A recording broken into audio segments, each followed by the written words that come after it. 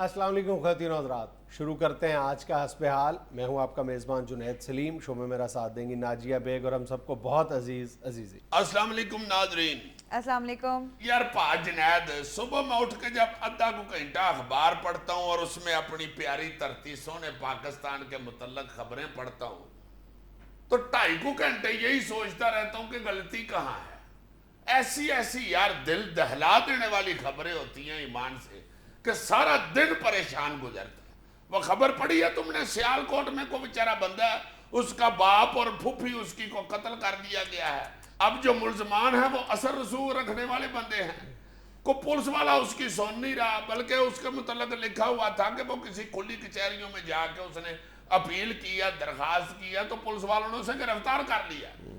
اب وہ بندہ بیچارہ کہتا ہے جی میری کوئی سنتا نہیں ہے، اور وہ سڑک کے اوپر باقاعدہ کتبے لکھ کے اپنی بچیاں جوان ساتھ کھڑی، برقعے پہنے ہوئے یار بچیاں، اور باریش بندہ، اتنی لمبی اس کی داڑھی ہے، اور سڑک کے اوپر کھڑا ہے اپنی بچیوں کو فروخت کرنے کے لیے کہ مجھے پولیس کو دینے کے لیے میرے پاس پیسے نہیں ہیں، میں وہ اکٹھے کرنے کے لیے بچیاں بیچ رہا ہوں اپنی، میری پولیس والے سنتے نہیں ہیں۔ میرا خیال ہے وہ ایک تصویر پورے معاشرے کے منہ پہ تھپڑ ہے یار۔ ہائے ہائے ہائے ہائے، میں تو جب یہ زلزلہ آتا ہے تو یار سوچتا ہوں کہ اللہ تعالیٰ بار بار ہماری دھرتی کو جھنجھوڑ رہا ہے کہ ہوش کرو، عقل کرو، نہیں تو میری لاٹھی بڑی بے آواز ہے، تم لوگ جانتے نہیں ہیں۔ دوسری خبر اب شام کو ٹیلی ویژن پہ دیکھ لیا میں نے، اس وقت کا میرا ذہن پاگل ہوا ہے۔ وہ خانے وال کے کسی شخص کے گھر میں کوئی معذور بچی پیدا ہو گئی ہے، اس نے پہلے ڈاکٹر سے کہا کہ اسے زہر کا ٹیکہ لگا دو، ڈاکٹر نے انکار کیا تو اس بندے نے جا کے اس بچی کو زندہ دفن کر دیا ہے۔ ثنا خان تقدیس مشرق کہاں ہے؟ اب یہ جہالت اور غربت کے علاوہ کیا ہے یار؟ کس طرف کو ہم جا رہے ہیں؟ معاشرے کی سمجھ ہی نہیں آ رہی۔ آلے دوالے والے لوگ کہاں ہیں جہاں گھروں میں جس پوائنٹ کے اوپر، جس جگہ کے اوپر اس طرح کے خوفناک واقعات پیش آ رہے ہیں، ادھر سجے کھپے رہنے والے لوگ جو ہیں وہ کہاں ہیں؟ وہ تو چلو ایسے کام کر ہی رہا ہے جو کر رہا ہے۔ ارد گرد کے لوگ جو ایک دوسرے کو دیکھا کرتے تھے، ایک دوسرے کی پریشانیاں تقسیم کر لیا کرتے تھے، ایک دوسرے کے دکھ درد میں شریک ہوتے تھے، وہ پتہ نہیں کدھر چلے گئے ہیں لوگ۔ جس شخص کو بھی دیکھو وہ بیٹھ کے حکمرانوں کو، حکومتی لوگوں کو گالیاں نکال رہا ہے، ان کو کوس رہا ہے، ان پہ تنقید کر رہا ہے۔ کوئی اپنے سجے کھبے نزدیک پڑی ہوئی کوئی چیز نہیں دیکھ رہا، نزدیک ہوا کوئی حادثہ نہیں دیکھ رہا، حکومت کو دور سے گالیاں دیتے جا رہے ہیں۔ بندہ پوچھے یار یہ کون سا سیاپا آپ لوگوں کو پڑا ہوا ہے؟ کس بات کا آپ چیخ رہے ہو؟ بھئی آپ لوگوں نے ووٹ دیے ہوئے ہیں، خود ہی آپ منتخب کرتے ہو ان لوگوں کو، بعد میں 5 سال ماسوائے اس کے کہ آپ حکومت کو کوستے رہیں، آپ کچھ اور کرتے ہی نہیں۔ اور بالکل یہ تمہاری بات 100% درست ہے کہ جہالت اور غربت یہ دو ہی تحفے ہیں نا جو ہماری سرکار کی طرف سے ہماری عوام کو ملتے ہیں، لیکن یہ سرکار کو چنتا کون ہے؟ اور اب ایک وقت قریب ہے نا، ایک بار پھر عوام کو یہ موقع ملنے والا ہے نا کہ وہ ایک نئی حکومت چنے، جو بظاہر جو نظر آ رہے ہیں حالات یہی ہے نا کہ عوام کو موقع ملنے والا ہے، الیکشن نزدیک ہے۔ پھر ہم لوگوں نے اگر ایک دفعہ ہوش کے ناخن نہ لیے، اگلے 4-5 سال تک پھر ہم گالیاں دیتے ہوئے نظر آئیں گے۔ نہیں تو الیکشن آلے وہی کچھ ہونا ہے، تم دیکھ لینا، شیخ صاحب نے شیخ صاحب کو ووٹ دینا ہے، بٹ صاحب نے بٹ صاحب کو دینا ہے، ارائیں صاحب نے ارائیں کو ووٹ دینا ہے، جٹ صاحب نے جٹ کو دے دینا ہے، وہی کچھ ہوگا۔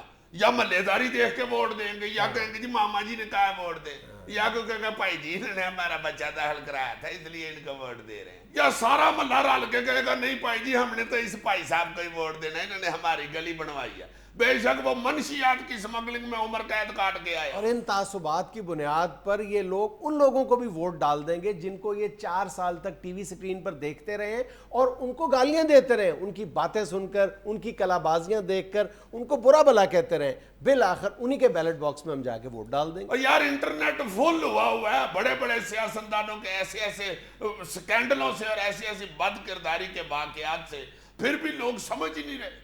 تم حیران ہو گئے، میں نے کہا اپنے محلے دار سے کہا، میں نے کہا یار میں تو اس دفعہ کسی نیک اور شریف آدمی کو ووٹ دوں گا، آگے سے مجھے کہتا ہے یہ تم کسی چیز کے دانشور ہو، اور نیک شریف آدمی یا بد کردار نہیں دیکھتے، قابلیت دیکھتے ہیں وہ بندہ اس قابل ہے کہ نہیں، لاؤ، یہ یعنی اصل قابلیت اور شرافت میں اس نے بالکل فرق ہی کر دیا۔ اصل مسئلہ یہ ہے کہ پوری دنیا اس طرف جا رہی ہے، جن کے ہاں کوئی سوشل ویلیوز نہیں ہے، وہ اس چیز کو پرائیورٹی دیتی ہیں وہ قومیں کہ جب ہم نے لیڈرز کا انتخاب کرے تو اس کا جو کریکٹر ہے وہ بالکل بے داغ ہونا چاہیے، شفاف ہونا چاہیے، اور ہم جو فخر کرتے ہیں اپنی سوشل ویلیوز پہ، وہاں پہ اب یہ بات کی جانے لگی ہے کہ جی اہلیت دیکھی جانی چاہیے، کردار ثانوی حیثیت رکھتا ہے۔ عجیب بات ہے یہ۔ میں یہ سمجھتا ہوں کہ ایک بد کردار شخص جو ہے وہ جتنا مرضی قابلیت والا کیوں نہ ہو، وہ جیسے اقتدار میں آتا ہے قوم کا بیڑا غرق کر کے رکھ دیتا ہے، اس کا جو اندر کا جو انسان ہے وہ اصل میں باہر آ جاتا ہے۔ وہ کہتے ہیں نا جی فلاں شخص جو ہے وہ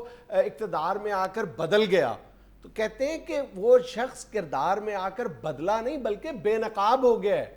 ہمیں یہ دیکھنا چاہیے کہ جو شخص اجلے کردار کا ہے، جو شخص صاف ستھرے کردار کا ہے، وہ وہی اہل ہے، وہی قابلیت والا ہے۔ قابل لوگوں سے تو ہمارا ملک بھرا پڑا ہے یار، کون اتنا پوٹینشل ہے، اتنی صلاحیت ہے۔ ہمیں ایماندار قیادت کی ضرورت ہے، ہمیں واقعی صالح قیادت کی ضرورت ہے یار جن معاشروں کو ہم بے شرم اور بد کردار معاشرہ کہتے ہیں، وہ لوگ بھی، وہ معاشرے بھی جب اپنا لیڈر چنتے ہیں تو با کردار اور با شرم بندہ چنتے ہیں۔ بالکل، ان معاشروں کو ہم کوسنے دیتے رہتے ہیں، یہ لوگ اپنی لیڈرشپ کے حوالے سے اس قدر ٹچی ہیں، اور اخلاقی حوالے سے، یعنی اخلاقیات وہ دیکھنا چاہتے ہیں اپنی لیڈرشپ میں۔ بل کلنٹن سے، سرکوزی سے، ڈیرن ہیوز، ایک لمبی لسٹ ہے۔ ہر مطلب ہم دوسرے چوتھے دن پڑھتے ہیں کہیں نہ کہیں دنیا میں ان معاشروں میں بڑے بڑے جو منصب رکھنے والے لوگ ہیں ان کو معمولی باتوں پر اپنے منصب کھونا پڑتے ہیں، لیکن ہمارے ہاں اس طرح کا کوئی چلن ہی نہیں۔ یہ تم دیکھو یار، ایک وہاں کی امریکہ کی ایک پیگی نونن ہے، کالمسٹ ہے، وال سٹریٹ جرنل میں لکھتی ہے اور 7-8 کتابیں لکھ چکی ہے، اور لیڈرشپ اس کا خاص سبجیکٹ ہے۔ نونن نے اپنی کتاب کریکٹر ابو آل میں ایک بڑی خوبصورت بات لکھی ہے۔ اس نے لکھا ہے قیادت کے لیے نابغہ روزگار ہونا ضروری نہیں ہے، بلکہ کسی منصب کے لیے اور خاص طور پر سرکاری منصب کے لیے صاحب کردار ہونا بنیادی اور آخری شرط ہے۔ یار ہمارے اپنے مذہب میں، اسلام میں، ایک سے بڑھ کے ایک واقعہ موجود ہے۔ حضرت عمر رضی اللہ تعالیٰ عنہ نے جب خلافت آگے سونپنی تھی کسی کو، تو صحابہ کرام نے مشورہ دیا جی کہ آپ اپنے بیٹے کو خلافت دے دیں۔ انہوں نے کہا کہ اپنے بیٹے کو، اس شخص کو خلافت دے دوں جسے طلاق دینے کا طریقہ نہیں آتا۔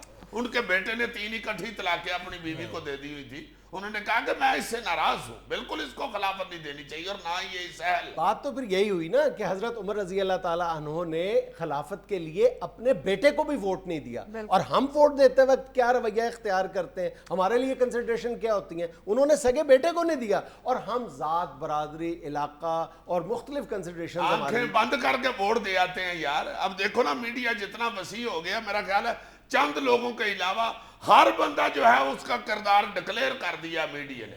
ادھے اس میں قبضہ گروپ کے لوگ ہیں، ادھے اس میں کرپشن میں ملوث لوگ ہیں، لوٹ مار میں پائے گئے ہیں، جعلی ڈگریوں والے، بجلی چور، گیس چور، ٹیکس چور۔ اور یار پہلے تو صرف یہ کہا جاتا تھا نا، اب تو یہ بات اسٹیبلش ہو گئی ہے کہ سیاست شریف بندے کا کام ہی نہیں۔ بالکل ایسے ہے۔